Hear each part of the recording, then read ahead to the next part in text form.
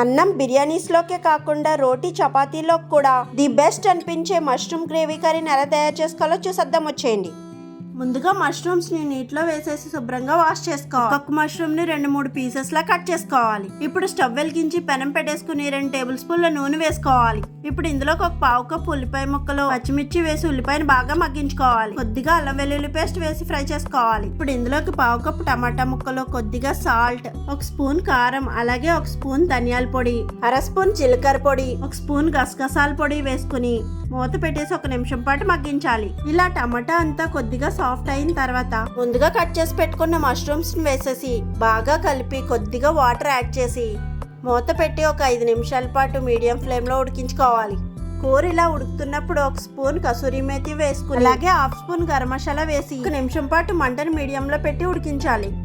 ఇప్పుడు ఫైనల్ గా కొత్తిమీర చల్లుకుని స్టవ్ ఆఫ్ చేసి దించేసుకోవడమే. అన్నం, రోటీ, చపాతీ దేంట్లోకైనా చాలా బాగుంటుంది.